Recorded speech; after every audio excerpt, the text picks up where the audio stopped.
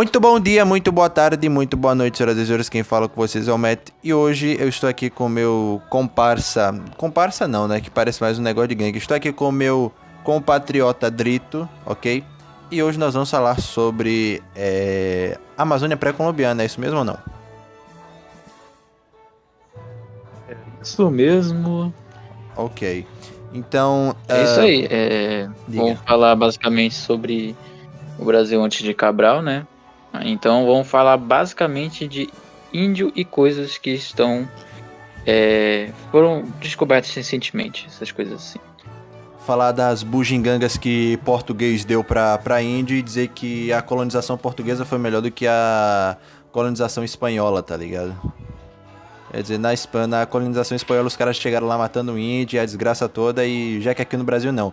Os caras deram presente, tá ligado? Tipo aqui, ó, vamos oferecer um presente pra vocês aí, mas ó, a gente vai colonizar a terra de vocês, tá? Tá beleza? Não, pô, pode dar espelho, bugiganga, faca pra gente aqui que tá de boa, tá entendendo? Enfim, lembrando, esse é o segundo episódio do Caipirinha Nacionalista. Como vocês devem saber, né? Caso vocês não vivam, como eu posso dizer, numa caverna, certo? Vocês estão vendo aí um monte de podcast aí pelo YouTube, pelo Brasil, enfim, né?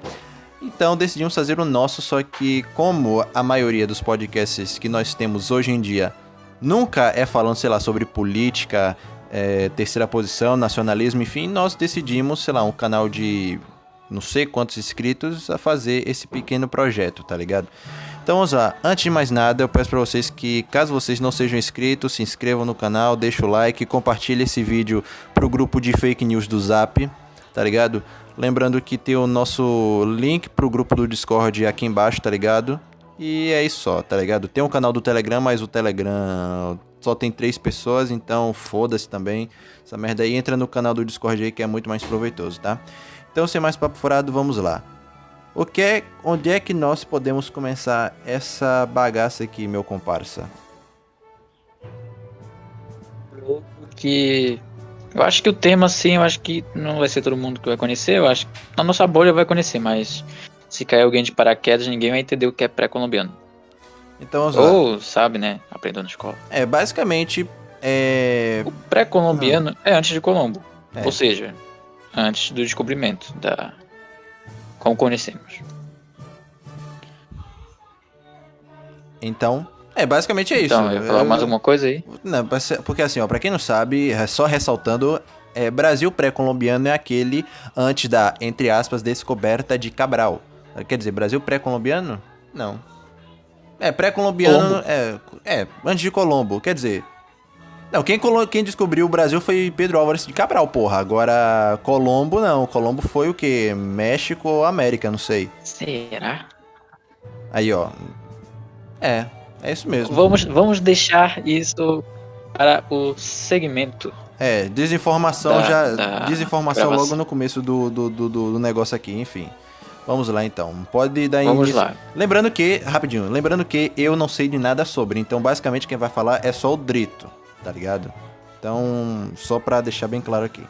Pode seguir. Então, o que foi? Vamos primeiro desmistificar algumas coisas aqui. Indígena não ficava caçando, ficava caçando, ficava cagando, ficava dormindo. Oh, que palavra deselegante. Mas o índio, pelo menos brasileiro, ele não era tão diferente do índio inca. Umas pesquisas recentes diz que já houveram mega aldeias. As mega aldeias, se você quiser procurar, você pode procurar ainda hoje que tu vai encontrar. Procura Caícugu. K-A-H-I-K-U-G-U. Caícugu é um sítio, hoje em dia. É um sítio arqueológico. Eu não sei se os indígenas ainda vivem ali. Isso fica tipo no... Dá pra ver assim de cara, é no Parque do Xingu, então é bem localizado.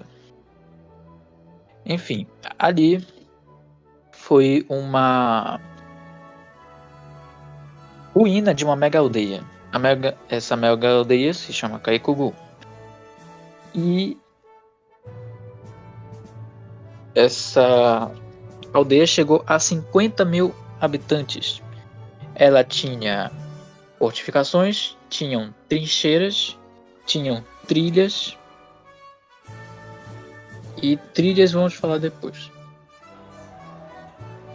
Então, basicamente, só ressaltando, essa aldeia fica lá no Parque do Xingu. Como é que é o nome dela mesmo? Só pra repetir, tipo, letra por letra aí. K-A-H-I-K-U-G-U. Ok. Kaikugu. Então, é uma civilização pré-colombiana, é isso mesmo? Desculpa, é Kuikugu, não é Kaikugu. Gente. Aí, tipo... Só muda o U. Enfim. Pode procurar aí. Então, Enfim.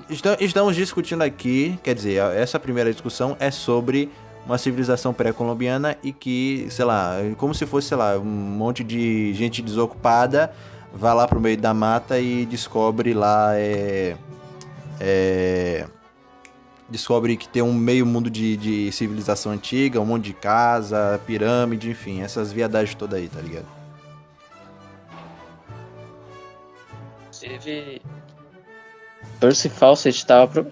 Diversos, assim, durante a história procuraram, né? Usar o Percy Fawcett quase ninguém conhece.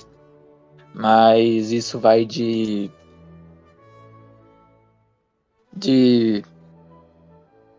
Pinzon, Pinzon, que foi o descobridor do rio Amazonas.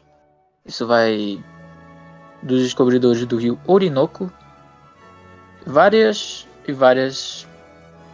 povos europeus. Inclusive existe a teoria de também não europeus, como fenícios. Eu acho que isso foi de 0 a 100 rápido demais. Mas existiram muitos povos que estavam aqui na Amazônia à procura de alguma coisa interessante. E o primeiro que descobriu foi Francisco Pizon. Ele era espanhol, então, não é? existiram diversas... Sim. Existiram diversas pessoas que estavam procurando por coisas escondidas no meio da Amazônia. Uma breve realização, chegando no século de hoje, uma breve realização do que foi isso foi a... E é verdade, existe uma região cheia de ouro, que é a região do Cachimbo, que fica entre o Mato Grosso, o Pará, e pega uma parte do Amazonas, que é a parte à direita do rio Tapajós. Fica ali naquele triângulo. É uma região cheia de ouro e que inclusive Percy Fawcett estava procurando uma civilização perdida. E, curiosamente, se foi encontrada alguns tempos depois, Kuikugu, pelo americano Michael Heckenberger. Só abrindo parêntese aqui, aproveitando parêntese aqui, a gente tá falando aí o Percy Fawcett, bem, vamos dar uma breve introdução para que foi este belíssimo corno, tá? Quem sabe nós não fazemos um episódio aqui do Caipirinha Nacionalista dedicado só a este vagabundo, este corno chamado Percy Fawcett. Bem, dando uma pequena introdução de quem foi este corno, né? Percy Fawcett, ele foi um britânico, um ângulo, sei lá como é que se chama esse negócio, mas ele foi um britânico, inglês, obviamente, que ele basicamente foi convidado pela Sociedade Geográfica Britânica, não sei, a fazer o mapeamento do rio Amazonas. Não sei se é rio Amazonas ou algum outro rio daqui do Brasil, tá ligado? Aí, um belo dia, ele acabou descobrindo que lá no meio da mata existia... Peraí, corrigir rápido. Era uma correção da fronteira entre o Acre, o Brasil e a Bolívia, naquela região ali do Acre e de Rondônia. Ah, tá. Então pronto, corrigido. Aí ele foi fazer esse mapeamento aí, tá ligado? Essa correção da fronteira. E daí, simplesmente, ele acabou descobrindo que lá no meio da mata, o Boiola do Mato passou lá... Não, mentira, o Boiola do Mato não. Tinham vestígios de uma civilização lá, tá ligado? E aí ele supôs que ninguém naquele ambiente poderia viver, sei lá, no meio da mata, enfim. Aí ele ficou fascinado, ficou fissurado, ficou com a pulga atrás da orelha pra querer saber sobre o que diabos estava lá no meio da mata. E ele acabou descobrindo que realmente lá existiam vestígios de que alguém, ou diversos alguéns, muitos alguéns, viveram lá no meio da mata. Daí ele pediu para, sei lá, a sociedade, ele pediu para alguém, né? Ele teve que pedir para alguém, porque ele não fez nada por vontade própria, né? Acabou fazendo também, mas ele teve que pedir ajuda. Aí ele pediu ajuda a uma galera lá para fazer uma expedição no meio da mata. E aí, nessa expedição, ele acabou realmente confirmando aqueles vestígios, enfim. Aí, do nada, ele acabou ficando fascinado pela floresta, pela floresta e também para querer saber o que é que tinha lá dentro da floresta, né?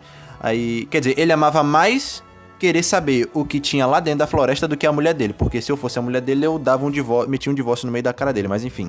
Aí beleza, papo vai, papo vem, ele começou a explorar. Chegou um certo momento de que ele decidiu fazer a exploração por ele mesmo. Aí ele veio, o Percy, veio o filho dele, e aí ele morreu aqui no Brasil, né? Dizem que ele morreu em torno lá do Mato Grosso, tá? E aí tem uma expedição, não uma expedição, mas foram feitas diversas expedições de busca para ver se se achavam as ossadas do Fawcett, enfim. E aí supostamente acharam as ossadas dele. E aí os brasileiros, sei lá quem, pediu alguém da família do Fawcett para confirmar pelo exame de DNA. Só que ninguém da família do Fawcett quer fazer o exame de DNA para confirmar as ossadas dele ou não. Aí fica o mistério para ver se as ossadas que conseguiram achar é realmente do Fawcett ou para ver se o Fawcett tá perdido, tá? E para quem quer saber um pouco mais assim por cima, um pouco mais aprofundado, tem um filme falando sobre, que é A Cidade Perdida de Z. Assistam, esse filme, é muito bom. Já vou dando logo spoiler, que é retratado, baseado na vida real, e que o Percy e o filho dele morrem no final, né? Eles vão virar Boiola do Mato, vão se casar com as índias lá e vão fazer a desgraça toda lá dentro, tá? Pode seguir. Se vocês quiserem uma forma assim mais contraída, vale a pena ver o filme Cidade Z. Não se é uma fonte totalmente confiável, mas se quiserem conhecer um pouco mais sobre a história de uma forma mais contraída, vale a pena ver.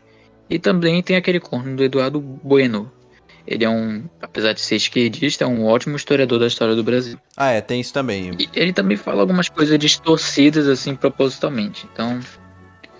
tem isso também. Tem o fato do filme não pegar tudo dentro desse caso. E também tem o Eduardo Bueno, que é o canal dele é Buenas Ideias. Aí você bota lá, Buenas Ideias, Percy Fawcett, tá ligado? Aí ele fala, enfim. É só um assunto, é só duas maneiras de vocês saberem por cima desse assunto. Porque se vocês quiserem saber mais aprofundado sobre essa história, aí realmente vocês vão ter que correr atrás de material, livro, documento, enfim. Porque vamos dizer que é bem escasso.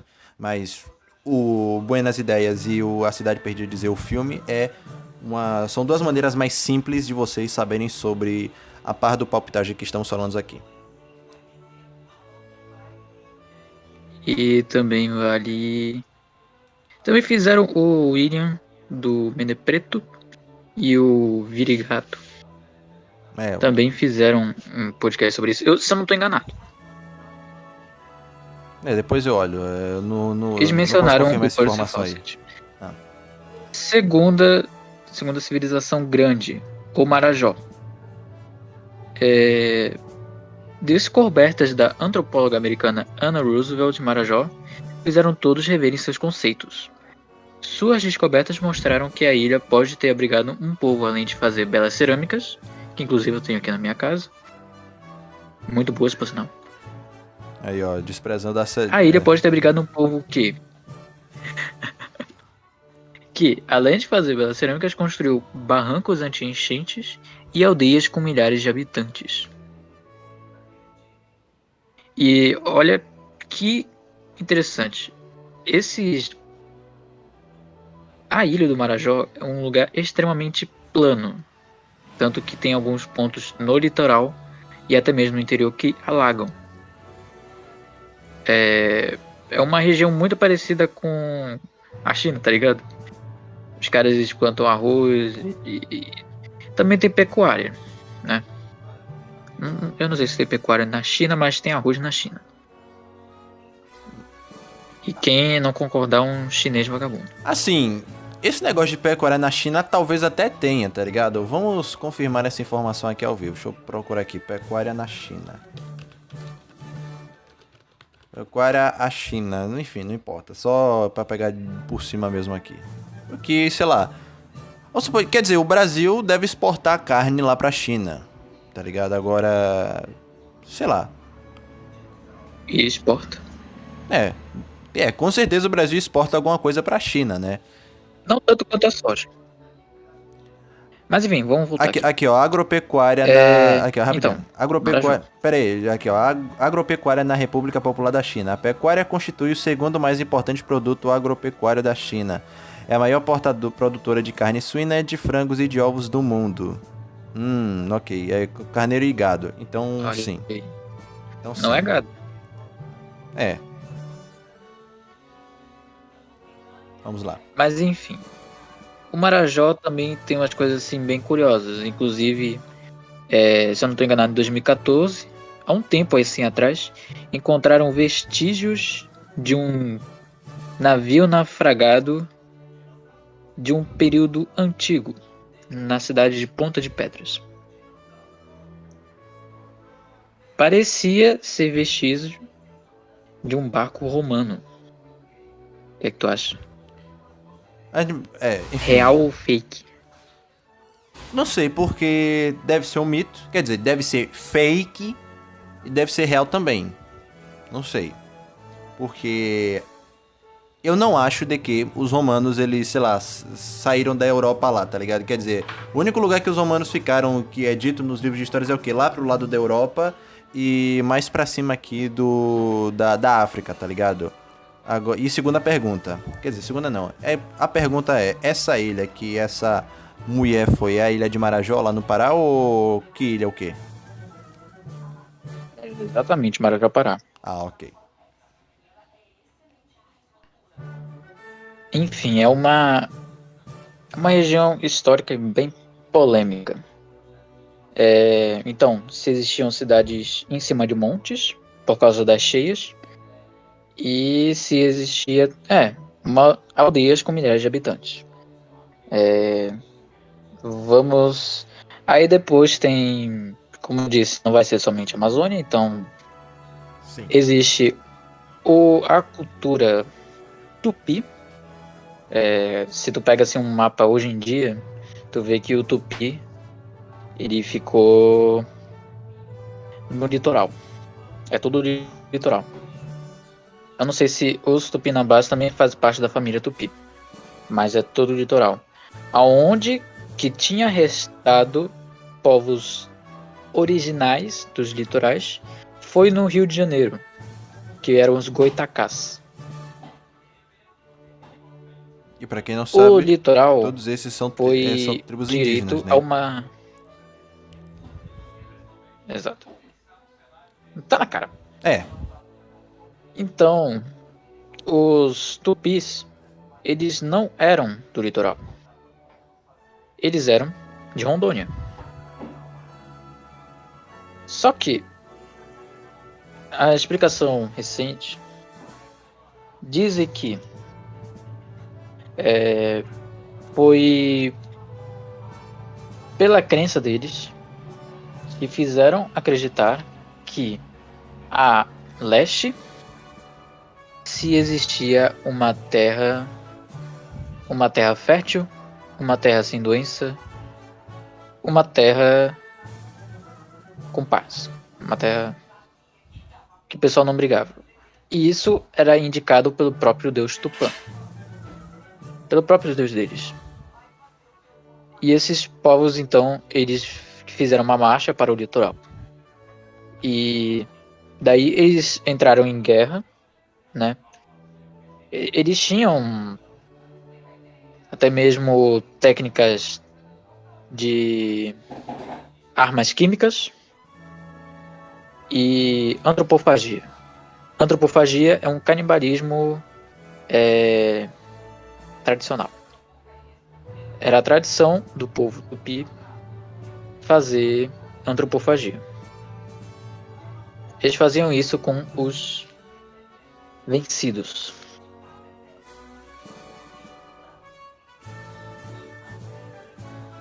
A divisão... Vai querer falar umas coisas? Não, pode ir seguindo aí. Aí quando for pra falar, eu faço a interrupção aqui tipo Faustão, tá ligado? Pois é, então os tupis eles declararam guerra santa aos goitacás, aos povos dos litorais. Então, os povos dos litorais, eles voltaram, eles foram para os interiores para nunca mais voltar ao litoral. E hoje em dia se tem povos dos interiores, que a maioria é a família Macro-G. Então, agora vem a parte da trilha do Piabiru.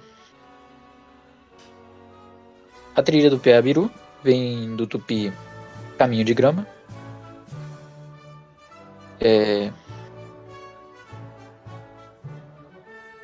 Esse caminho ele passava pelos estados de São Paulo, Paraná, Paraguai e chegava até os Andes. Ou seja, era uma rota bioceânica. Só que o Bolsonaro não sabia que existia. Putz. Então, isso era uma rota que se trocava várias coisas. Trocava ouro, trocava bronze, cobre e produtos na mata, como produtos, remédios na mata e do litoral, sal, conchas, mandioca. E nos interiores, isso que é muito importante, é que os indígenas, eles queimavam a floresta. Coisa, não é mesmo? Eles queimavam a floresta para a criação de mandioca, de milho, né? E no meio do caminho, ali na altura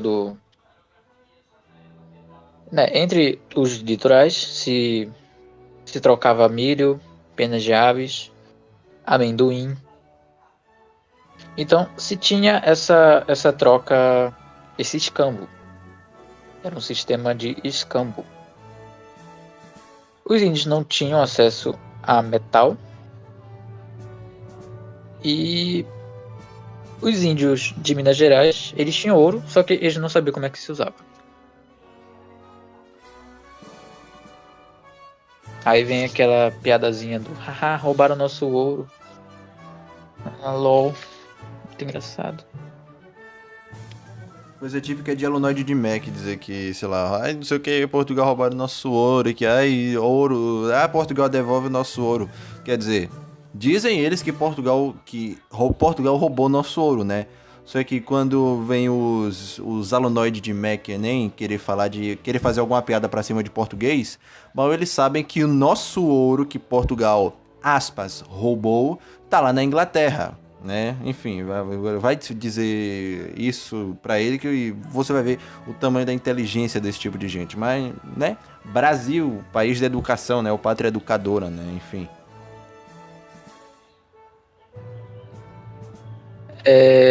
Uma coisa que se também era notado nas tribos indígenas era não só nas guerras tribais. Eu esqueci dos Tremembés, é a região do Rio de Janeiro que sobrou de Goitacás, dos Aimorés. Aquela região do Rio de Janeiro, ela teve briga, e isso até contada no livro O Guarani. E se tem também a região dos Tremembés. Aquilo ali foi as últimas grandes famílias originárias daquele local mesmo. O restante estava sendo todo dominado pelos tupis. Os tupis, eles tinham uma cultura espartana, basicamente. Isso até hoje existe. Que se era matar os deficientes, era matar a partir do quarto filho. Se fosse nascer uma menina, se era para enterrar vivo. Se matava gêmeos. Então era uma Esparta, era uma Esparta tribal. E nos caminhos da guerra se usava o bater nos pés no chão. As tribos eram bem numerosas, então isso assustava lá os inimigos de cara. Eles faziam também uma guerra psicológica. E assoprando instrumentos feitos com ossos de inimigos. Eles apelavam para a guerra química, usando pimenta da terra na fogueira e flechas incendiárias feitas de algodão e embebedadas de Petróleo. Nossa, eu esqueci a cabeça, cara. É isso aí, petróleo. Era de... Indígena explorando Era um petróleo óleo. antes de Cabral, tá ligado? Quer dizer, antes, sei lá, 1950, o Brasil foi descoberto em 1500. Em 1500 já tinha indígena usando petróleo pra fazer flecha incendiária, tá ligado? Perdi. Enfim, eles usavam um óleo natural que se incendiava. Eu não sei como eles descobriram o fogo. E eles prefeririam usar tacapes, né? Os tupis. Eles prefeririam usar tacapes do que meter pro pau, ficar, né? Comer com... Atacar logo com... arrancando orelha, mordendo assim. Vamos dizer, Não se usava flechas. Partia mais pra guerra física. Não se usava flechas, né, a pequena distância. Hum. A parte mais física, assim, eles usavam o tacape. Eles usavam muito o tacape. Pois é.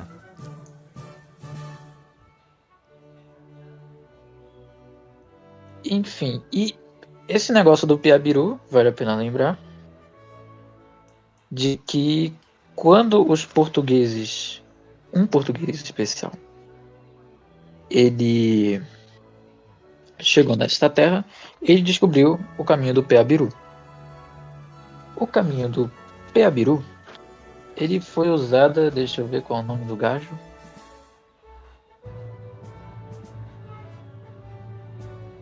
Peraí.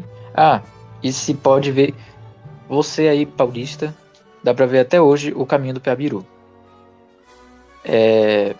Você vai na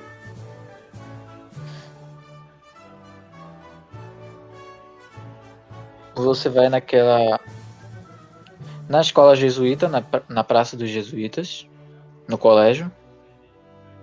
Aquilo ali fazia parte da trilha. E ainda se tem uma no cruzamento de uma avenida bem importante aqui. Peraí.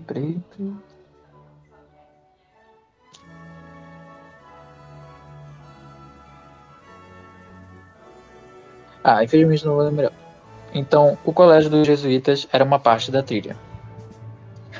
Se passava pelo Paraná. Até hoje em dia, no norte do Paraná, dá pra ver a trilha. Estado de São Paulo. Passava perto do caminho do trem. Caminho do trem, eu digo logo após, né? Obviamente. Se passava pelo rio Ivaí, no norte do Paraná. Se passava pelo Foz do Iguaçu, pela capital do Paraguai, Assunção, e se entrava adentro do Andes. E se chegava até Machu Picchu. Para você ver como é como era o sistema de trocas ali.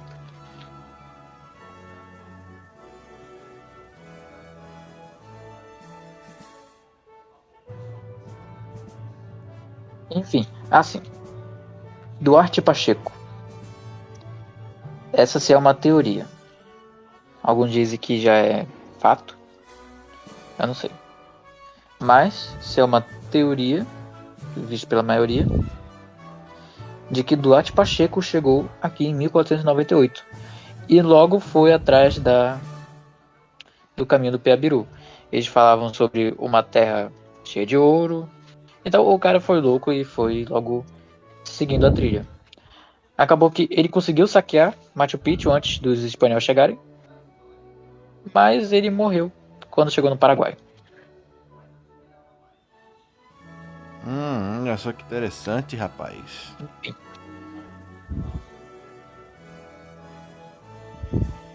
Basicamente isso que eu tenho a falar. Então, a vossa pesquisa já acabou, né? O roteiro, no caso. É o roteiro nada roteirizado. É. O resumo, no caso. Então, tipo, basicamente são dizeres, posso dizer que são relatos, de civilizações pré-colombianas que existe essa teoria. Quer dizer, não é uma teoria, é uma especulação baseada na realidade, obviamente, vamos assim dizer. Porque assim, quando você aprende o descobrimento do Brasil, entre aspas, ou descobrimento do Brasil, você vê que quando Cabral chegou aqui, já existiam indígenas. Ou seja, suponhamos de que essa aspas, esses povos são pré-colombianos, porque não sei se a nomenclatura são pré-colombianos antes de Cabral ou pré-colombianos antes de Colombiano. Traduzindo literalmente o termo pré-colombianos é antes de Colombo, que Cristóvão Colombo, sei lá, descobriu a América, eu não sei. Dizem que foi Américo Vespúcio, eu não sei. Perdão, mas minha parte de história, nesse caso aí, é uma merda, tá? Então, não sei se foi Cristóvão Colombo ou Américo Vespúcio, tá? E que você pode supor de que Cabral, quando ele chegou aqui no Brasil, existiam indígenas. Aí, não só indígenas no geral, lógico, indígenas no geral. Agora você tem Tupi, você tem Guarani. Guarani, no caso, é mais lá pra região do Paraguai, né? Enfim.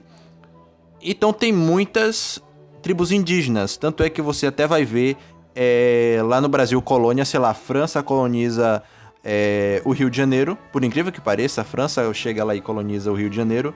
E tem uma guerra, né? Quer dizer, as pessoas que estão aqui no Brasil, os colonizadores, os portugueses e os indígenas, eles fazem uma aliança, não sei, um pacto, para expulsar os franceses. Eu acho que isso foi lá em 1645, não sei, tá?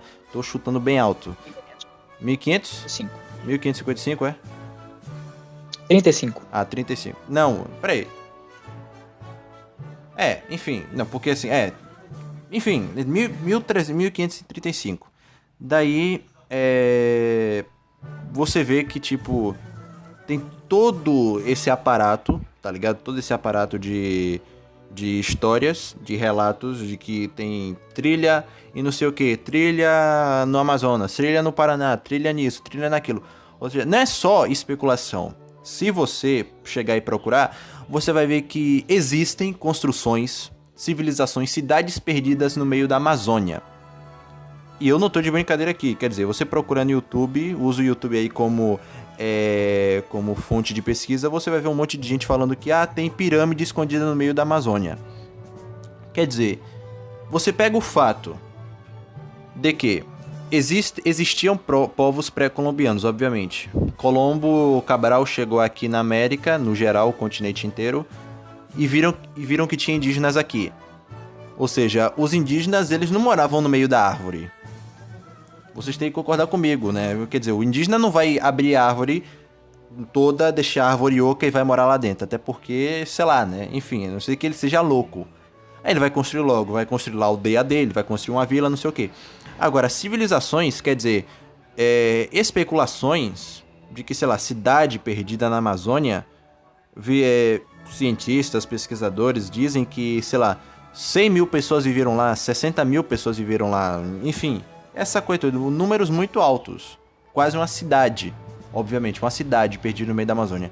Então, esse assunto precisa ser discutido, tá ligado? Porque você pergunta isso pra um brasileiro, ele não vai saber, cidade perdida no meio da Amazônia, trilha de Jabiru, não sei se esse é o nome, não sei, enfim, no Paraná, no São Paulo, enfim.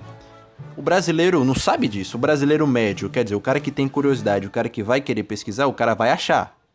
Agora, o brasileiro, sei lá, que quer pão e circo, ele não vai saber disso. Ele vê um negócio, cidade perdida na Amazônia, teoria, povo pré-colombiano, né, que coisa... Inclusive... Diga. Jabiru. Esses povos, inclusive, criaram, os nossos queridos amigos nortistas, assim como eu, criou a pupunha. A pupunha foi uma invenção. Ela foi uma técnica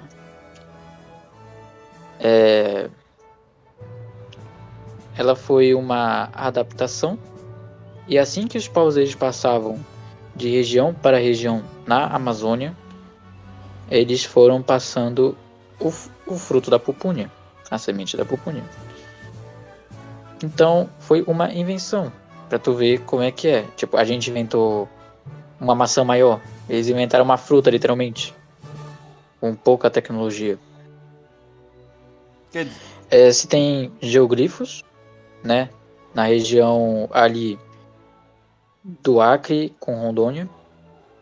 Então, se tem muita coisa ainda a explorar sobre os indígenas. Esses geoglifos aí, pra quem não sabe, quer dizer, se nós estamos falando da mesma coisa... Aqui, achei. Diga. São Paulo. O cruzamento entre a Rebouças e a Consolação, se eu não estou enganado.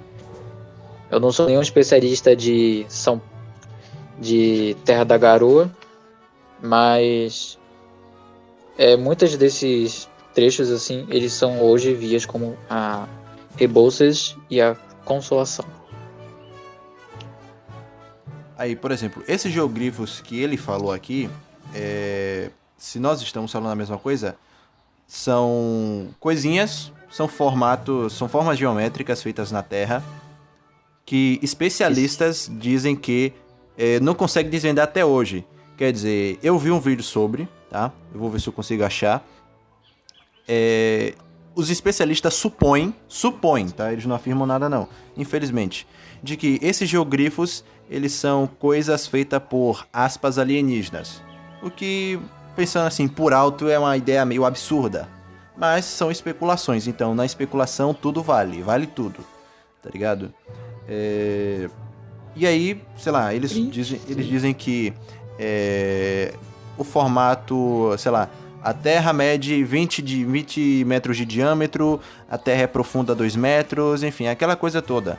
Mas se olha assim, é bem estranho, quer dizer, é um formato bem circular para aquela época, quer dizer, os especialistas dizem que, não sou eu que estou dizendo, tá? Talvez os especialistas dizem que o formato é muito circular e muito perfeito para aquela época. Eles analisaram, fizeram lá estudos, obviamente, e concluíram, não concluíram, mas propuseram que aquilo dali era muito perfeito, muito absurdo. Quer dizer, não era 100% o nível de perfeição dos geoglifos feitos, tá ligado? Mas a proporção que os geoglifos estão e os especialistas acharam esses geoglifos é uma coisa muito absurda, feita naquela época, entende? E aí você procura sobre esses povos, geoglifos, cidade perdida na Amazônia. Isso tanto é que muito provavelmente você já ouviu falar do mito sobre El Dorado, né? Machu Picchu, Império Inca, Azteca, aquela coisa toda, né? Isso eu acho que é só Império Inca, Azteca e esqueci o outro nome do povo lá. Mas enfim. Quechua. O quê? Tem também os Quechuas. Toda aquela região costeira dos Incas até os Aztecas, eles tinham uma coisa. Aí você pega esses povos. Aí ele falou o quê? Da invenção da fruta aqui. Não só essa invenção da fruta, bem como outras coisas, cerâmica. Cerâmica eu acho que é coisa típica de indígena, então não vamos dizer que é uma invenção. Mas sei lá, coisas básicas que os indígenas faziam ali, é coisa de vivência. Você vê a tecnologia presente na época desses povos pré-colombianos, dos indígenas antes de Colombo, antes de Cabral, enfim, é uma coisa muito avançada para a época deles. E não é nem uma teoria da conspiração, a coisa de alienígena, enfim, não. É coisa de indígena, bicho. Uma tecnologia que, sei lá, os caras viviam plantando milho, mandioca, aipim, essas coisas todas, viviam caçando peixe, guerra de indígena com indígena. Aí você vira pra mim e fala, isso não é um assunto interessante, isso é uma coisa que tem que ser deixada de lado, enfim. Quer dizer, a única coisa que a gente... Os índios eram fortes demais para a visão do português. E por isso o português deu a suposição de que eles eram pequenos espartanos tribais. Aí você pega... E como se hoje foi comprovado. Quer dizer, eu não sei se isso pode ser teorizado, não sei. Que talvez, com essa visão de superioridade dos indígenas para os portugueses ao invés de querer arranjar guerra com eles simplesmente saíram dando presente para, sei lá, negociando uma aliança, não negociando uma aliança, negociando uma aliança, tipo, a gente vai dar uns presentes aqui para vocês, em troca a gente vem colonizar aqui a terra, vem explorar aqui, tá entendendo? Explora o pau-brasil, enfim, naquela época que era a riqueza da época, né? Antes deles irem para Minas Gerais achar ouro, enfim. O que, de acordo com os livros de história do MEC, que não é lá tão confiável, mas infelizmente vou ter que usar como base, que no caso da América Espanhola, os colonizadores espanhóis, eles decidiram sair matando todo mundo. Saíram matando todo mundo, os indígenas adquiriram doenças dos espanhóis, e aí, de uma noite para outra, o Império Azteca some. É aquela coisa toda. Aí, você vê que... Na real... Diga. Os aztecas, eles eram inimigos. O imperador da época, ele era inimigo de um povo vizinho. E esse povo vizinho, ele se aliou com os espanhóis. Então, os espanhóis acabaram com os aztecas por causa de uma guerra com os vizinhos. Isso é parte da dita história negra pelos hispânicos, pelos latinos. Se tu for conversar com um historiador sério, espanhol, latino, ele vai te falar sobre a história negra, quando tu vai tocar nesses assuntos assim.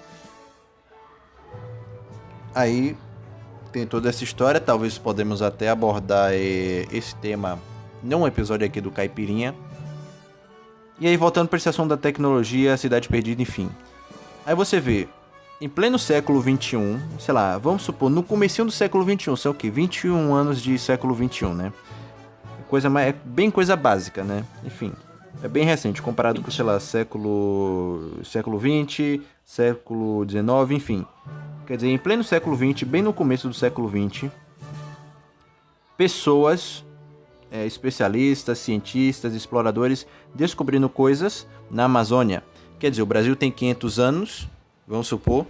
Aí vamos pegar agora no caso da independência. Independência o quê? 1822. Desde 1822... ninguém sabe o que é que tem na Amazônia. Quer dizer, não vou nem falar da Amazônia, vamos usar a proporção do Brasil como um todo. Ninguém sabe o tanto da população, o tanto da densidade demográfica do Brasil. Quer dizer, pessoas dizem que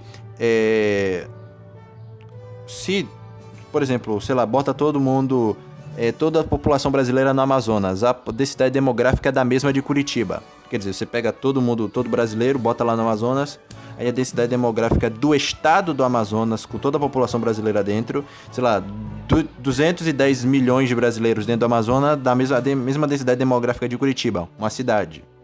Tá entendendo? Aí você me vem, fala desse assunto, né? Tecnologia indígena, os caras descobriram fruta, fizeram tacape, fizeram arco e flecha, essas ideias todas. Fala pra mim, se isso não é um assunto interessante pra você procurar, pra você falar, discutir. Você não vai ver isso no colégio. Você, sei lá, você, EAD, em pleno 2021, você pega e fala pra professora, professora, a senhora pode dar uma aula da tecnologia indígena lá no Amazonas, antes do descobrimento do Brasil, esse negócio todo, você não vai saber.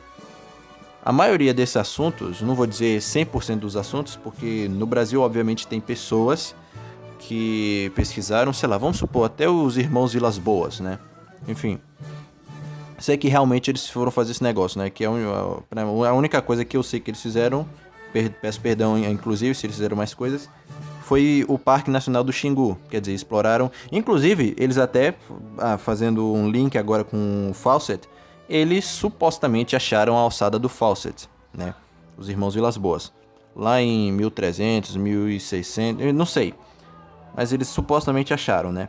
Aí conviveram com indígena, fizeram aquela viadagem toda, enfim. Aí, porra, tá aqui. Isso aqui não é nem um assunto aprofundado. É só um resumo, é só... Pera. Só um detalhezinho assim que tu errou. 1300, 1600 não. E segundo que os territórios indígenas foram fundados a partir de 1920. Pelo menos a FUNAI foi criada em 20. Em 60 foi explodindo assim de território indígena. Como sim. foi o Parque do Xingu. Eu não sei se foi nos anos 60, 50, 60. Era só... E foi É só criado par do Parque do Xingu. palpitagem minha aí, só chutando bem alto os números aí. Vai que não seja, não é? Mas enfim. Quer dizer, pensando não, porque... enfim. Chutando bem alto esses números aí. Aí... tecnologia indígena, essas viadagens todas. Pera aí. Eu tenho que... tem esse negócio aí da guerra química, tem esse negócio aí do envenenamento, caça com envenenamento, domesticação de planta, solo com adubo, mas nenhuma dessas supera a maior invenção que os indígenas nos deram. Tal qual? A rede do baiano. Maravilha.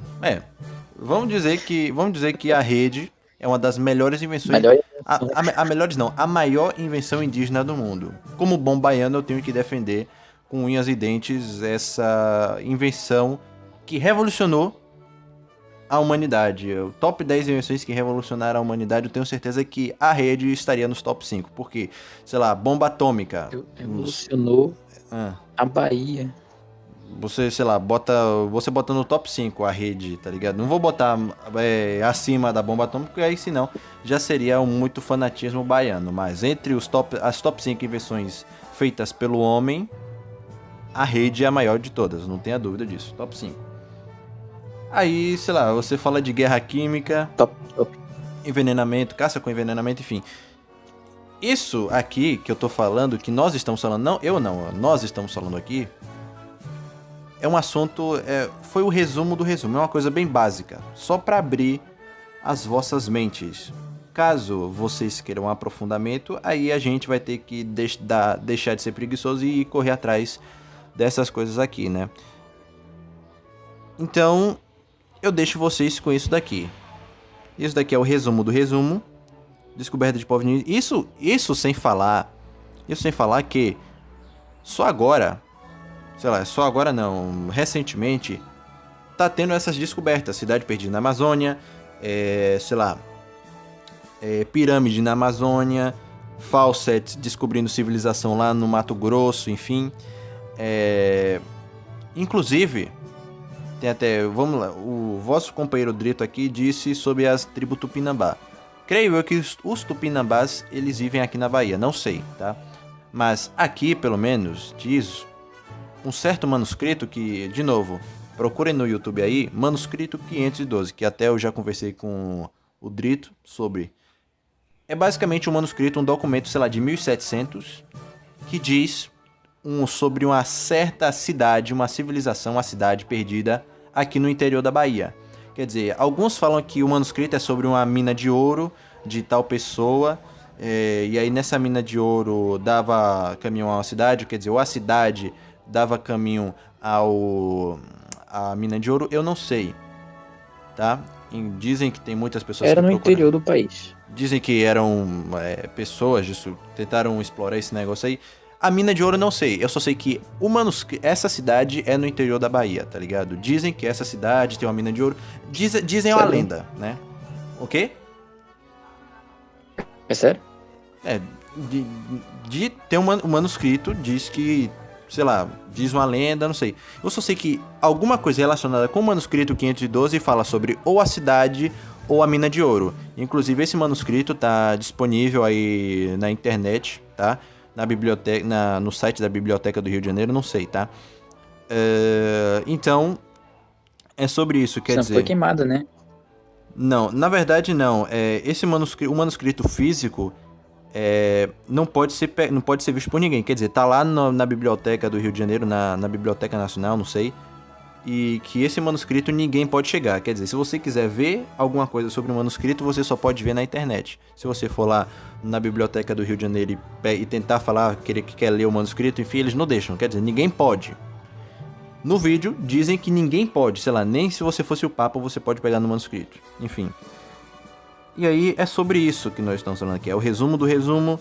Povos pré-colombianos. Você tem tecnologia, os caras criaram uma fruta. Quer dizer, até então, dizemos que eles só criaram uma fruta. Criaram a rede. Criaram uma rede também. E vai que eles não criaram mais coisas. Que a gente não tem notícia. Ou seja, isso daqui... O resumo do resumo para deixarem vocês com os cabelos da bunda em pé. Um assunto interessante, que quem sabe podemos abordar ele com mais profundidade. E é isso aí, eu acho que eu falei isso, sei lá, umas 4 ou 5 vezes, peço perdão, mas é isso aí. Talvez vamos fazer uma parte 2, não sei, sobre esse assunto, vamos abordar mais sobre esse assunto. No geral, e sobre os seus sub-assuntos, quer dizer, povos na Amazônia, a gente pode falar, o manuscrito 512 a gente pode falar, sei lá, Percy Fawcett a gente pode falar, enfim, mas que esse vídeo é um leque de assuntos de sugestões, que caso vocês queiram a gente pode fazer, e é isso aí. Mais alguma coisa, meu caro amigo, pra falar aqui com a galera, ou é só isso mesmo?